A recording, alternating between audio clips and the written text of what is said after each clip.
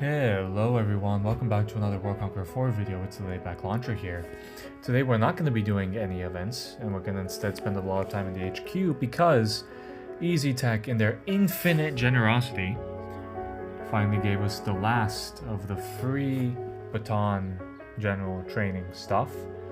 Once a month opportunity, you only get it for a week. And now you can see, don't buy it. Just don't buy it. I'm an endgame player. I have no need for overpowered generals, so that's why I waited. Now I finally have 8 Scepters of Dominance, and I can train up one of these 6 generals. I won't, since in the January update that will be focusing heavily on the Scorpion Empire, in these modern missions, that'll be releasing the Conquest of the Scorpion Empire and some of the Scorpion Empire campaign events and missions. I'm not sure if they'll be the campaign missions, but there will be a campaign event for sure. They will also be adding a Gold Star Tank Commander and a Silver Star Artillery Commander who can be upgraded. So I'm not going to actually be upgrading my generals, training them, until I see what that availability is in roughly a month. If it's better than DeGaulle, I'll be going for DeGaulle. I'll be getting one of them, but if it's not, then I'll be getting DeGaulle out of the box. Because of this ability, 5-star Artillery Commander, 4 stars of mobility. Wish there would be a bit more mobility, but he does come with accuracy and rumor out of the box. High-level accuracy. Rumor isn't too expensive to upgrade. I would give him Artillery Leader and probably Fighting Spirit, since that ability to attack multiple times, especially on an artillery piece, I'll probably end up putting him on the BM21, or the M7 Priest. That would be really powerful on the M7 Priest. So I'll also be putting Artillery Leader and probably Fighting Spirit, so I could play him very deep, set him on his own axis of advance, handle an entire line of objectives all by himself if he needs to. Hopefully.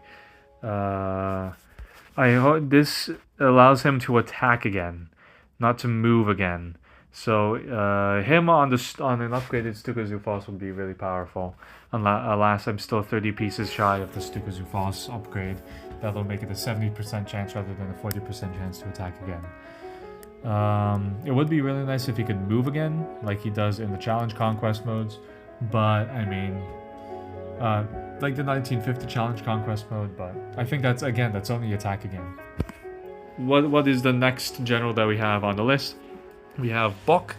I know everyone kind of wants to get Bok because that 40% increase of critical attack damage while having the Holy Trinity and an extra slot for a tank commander would probably make him one of your primary tank commanders, but I already have so much tank depth that I don't really need another tank commander. In fact, I sold... I'll actually get into that in another moment. I do like to split up my forces and send them on different axes, send them towards different axes at the same time, just to make these missions go by faster. You only have so much time, so you want to... I've already spent way too much time playing this game, so I don't want to spend any more. That's time I can't get back. So I try to be as efficient and fast as possible. That's why I won't be getting Bok, but he does get 5 stars of mobility, potentially 6. I think that is just 5 though.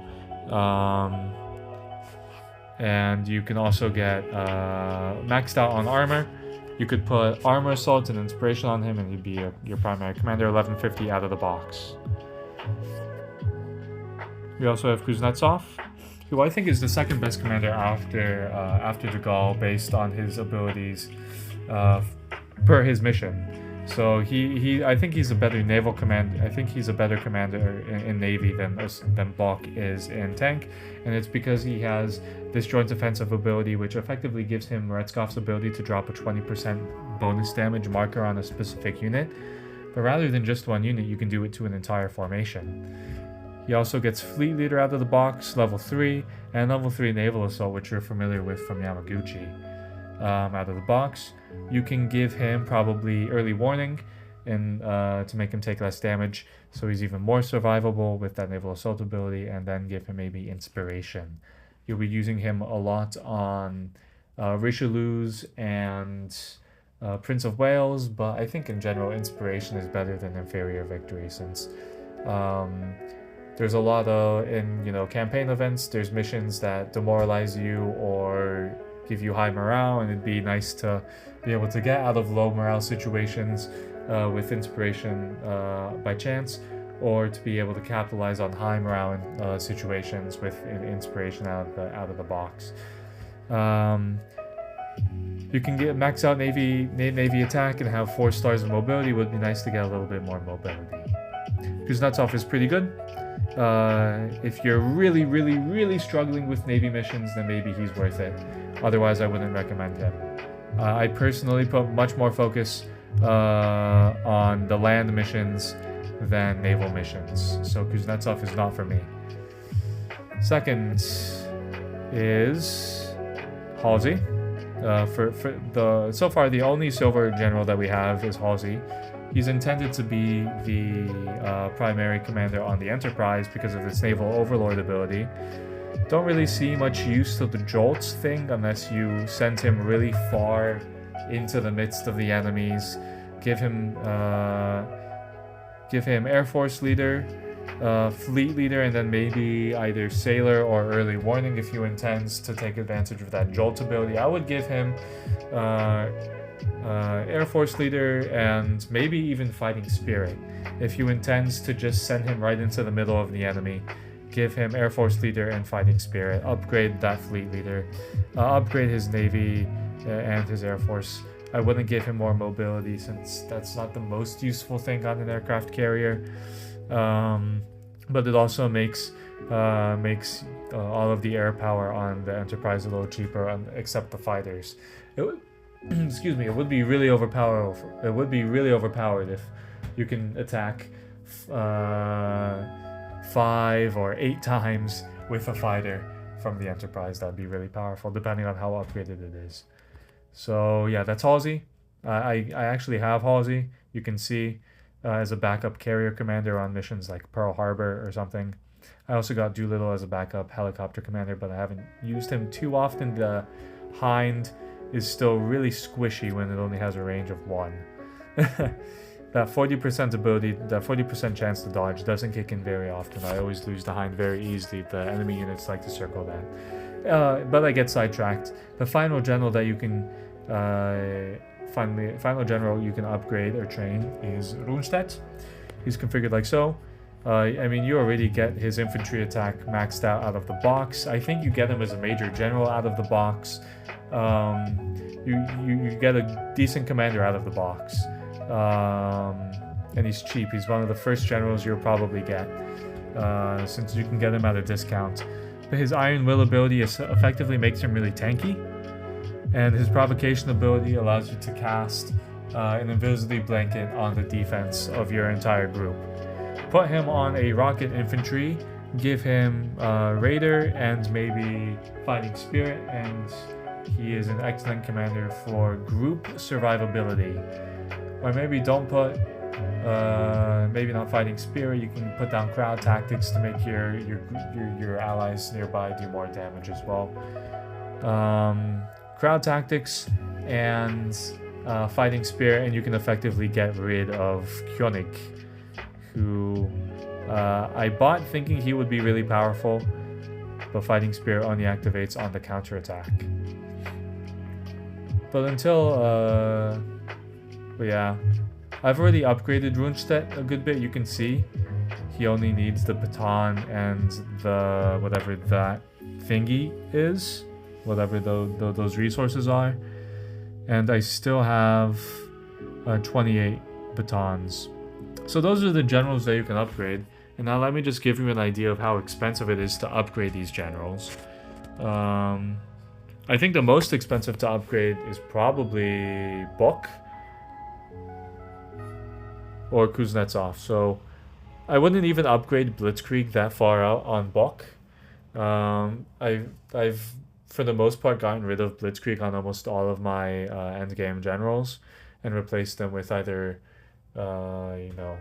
Inspiration or Panzer Leader or Fighting Spirit or something like that to make because Blitzkrieg is a 50% chance or 60% chance on offense. You don't get any benefit from defense. So I don't find Blitzkrieg to be that useful. You could probably put what am I trying to say with this point? I've completely lost my train of thought. My apologies, guys. But yeah, I wouldn't go for Bach. Yeah, so I was saying how expensive some of the generals are. The cheapest is Rundstedt or DeGaulle because their abilities, you know, accuracy isn't that expensive, artillery leader isn't that expensive, inspiration and rumor aren't that expensive. Upgrading artillery and mobility can be kind of expensive, but not as much as upgrading tank is expensive, I think. I think upgrading tank attack is some of the most expensive stuff. Upgrading blitzkrieg is also really expensive. So maybe not so much Bach. I think hands down, let's just do a quick comparison. So I think the most expensive is Kuznetsov. 1125 off the box. Dude, before you buy your generals, make sure to save. You can see I've already saved here, and then recently just bought Kuznetsov. So you're gonna need 6,000 cash and a lot of generals. I've already done this, but reset. So to be able to afford all of the upgrades on Kuznetsov, I'm gonna get rid of Leslie because I don't use him that much. I bought him to have some free-to-play infantry tank depth, but I almost never use him except for challenge conquests. So I get 4,000 medals back from Leslie, and I rarely ever use Zhang. You can sell your generals with the ribbons and you'll get your ribbons back, but I rarely ever use Zhang for missions. I only use him in challenge conquests now. So I'll dismiss Zhang and I'll get almost 1,000 medals out of all this. And so you saw I already spent 11,000 medals just buying 1,100 medals just buying Kuznetsov. And now we need another 500, another 8,340. Check.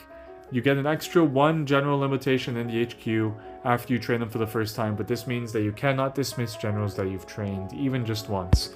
So check. Another 16,560. Check. And then another 8 and 100. So in total, you need 8, 24, 800 medals, and 220 of whatever this resource is, just to get him up to this gold standard.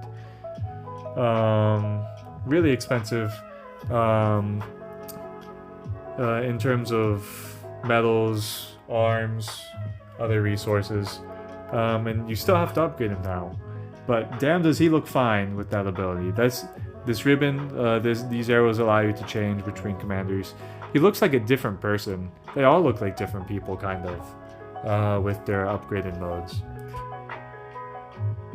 But yeah, now we start working on upgrading his abilities. Well, first we're gonna give him his health, a bit of mobility upgrades. I did say early warning on him. And inspiration.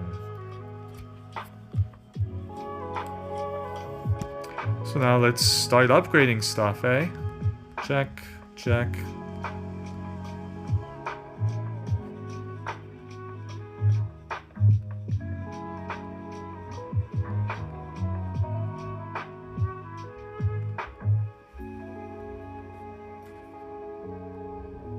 Well, you can see upgrading him till the end, just up to Major General, or let's say Lieutenant General, incredibly expensive.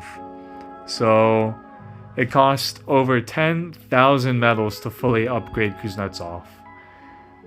That's insane. That's insane. Just to be a naval commander, maybe you can upgrade his air power to put him on the Arleigh Burke or something going into the future. But man, that is insane. I also don't think it'd be really worth it since joint offensive doesn't work on the Arleigh Burke. You might just want to keep him on either the Prince of Wales or the Richelieu. But yeah, 10,000 for Kuznetsov alone. That is really expensive. So now let's see what DeGaulle might cost. We load. Check.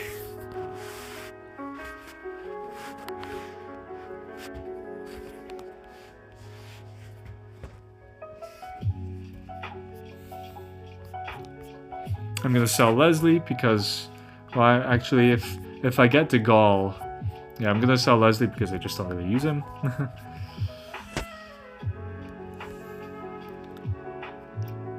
Now let's start upgrading DeGaulle. So I've already upgraded him once. I'll upgrade him again because I knew I was probably gonna go for DeGaulle. So I knew I was either gonna go for DeGaulle or Rundstedt, so I upgraded them. I saved up all of my other arms in the meantime. So upgrade DeGaulle. I'm starting off with 5304. Check. Check. I got some back since I'd upgraded him and thought I'd be using him, but yeah, so now we give him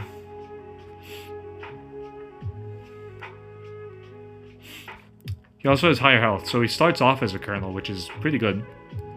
I'm gonna say inspiration, and where's artillery attack? Artillery data, check. Check. You upgrade that first, and that, and that, and that, and that, and that, and that, and that, and that. Yeah, sorry. And he's still lacking. So I'm gonna sell Horton. Check. And Pavlov. None of this matters since I'm not actually buying these generals. It doesn't matter who I'm selling since I'm just gonna load up my old save game. I'm not using these generals right now. I'm gonna wait until we get the July update to see which generals I want to buy or not. Check. Mobility is important, especially on something that can move again. And I can't even heal up there. So, yeah, you can see it was, I had 5 something, around 5.3, 5.5, and then I sold another, and then I got another 100 from selling my other commanders. So I'd probably say 7,500 medals to upgrade DeGaulle all the way. But damn, is he powerful. That looks so sexy. I love that. He looks real powerful. I kind of prefer this DeGaulle over this one. Yeah, but the hat is shinier. I like this DeGaulle. The hat is shinier. The uniform doesn't look as realistic. I mean, this DeGaulle's uniform looks crumpled. It has better shading, but his shoulder emblems aren't quite as pronounced. They don't have very good contrast from the uniform. But yeah, Rundstedt is probably even cheaper. Maybe I'd probably say around 6,000 medals to upgrade Rundstedt all the way. But yeah, that's an idea. If you're focusing more on survivability of your generals, then get Bach or Rundstedt. If you're struggling with naval missions, then get Kuznetsov. And if you are more of an endgame player and focus efficiency, speed, and like to break up your formations and send them towards different objectives at the same time, then get DeGaulle out of the Trainable Generals. But under all circumstances, I suggest waiting a month since we are going to get new Trainable Generals, 1 Golden Tank Commander. Who knows who it's going to be? I reckon it's probably going to be Patton. And who knows, maybe it'll be worth getting Patton at that point. And then we also get a silver, I hope it'll be Patton because he needs rework. Monty got the elite buff, so it's not going to be Monty. It's either going to be Patton or Graziani. I hope to God it's not going to be Manstein. I wouldn't mind Katukov either, but they said it was someone who they received a lot of feedback from for some time, so I reckon it's going to be Patton. And from here, I think it's going to be Govorov, which would make him a very capable artillery commander. I'd always considered getting Govorov, but the fact that he's a silver artillerist who doesn't have good supporting abilities just didn't make him worth it for me.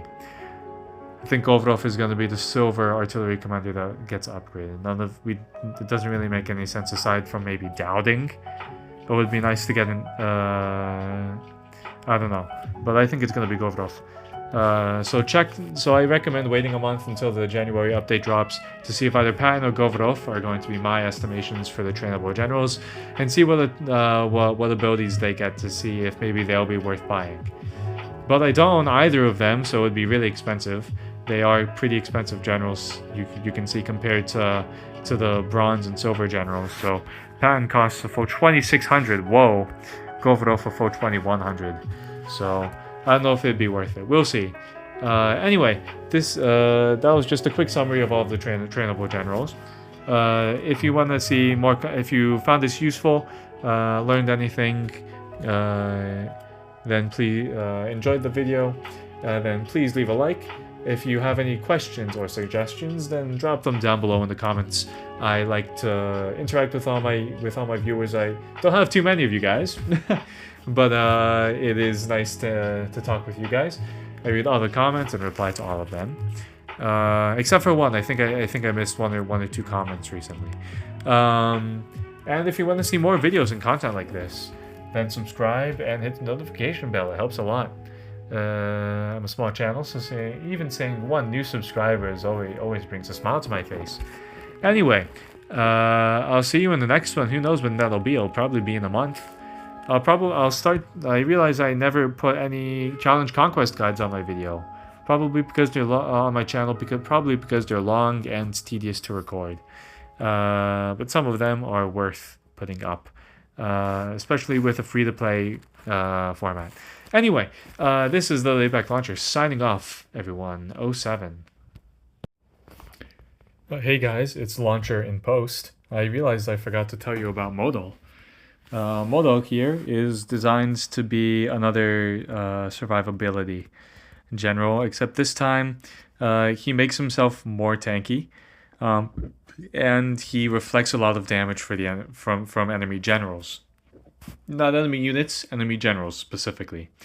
So I think he gets 6 armor, 4 mobility, maxed out, that's fine. He also has crossfire and panzer leader, which is nice. And so if you give him armor assault and I would say fighting spirit, then he is excellent for sitting in the city. So, or maybe not either fighting spirit or the armored defense ability that Leslie had. So the fighting spirit would make him okay for group survivability. Individually, he really is just intended to be sat into a city and then pummeled on by enemy generals, so he can so he can tank a lot of damage and reflect a lot of the damage being dealt. But I don't see much use to him in that regard. That's very situational. Or maybe you can send him right smack into the middle of enemy territory, but he only gets this bonus. He only gets that defense bonus when he is in allied territory, so it doesn't even make sense to send him onto his own axis of advance. Would not recommend Modal.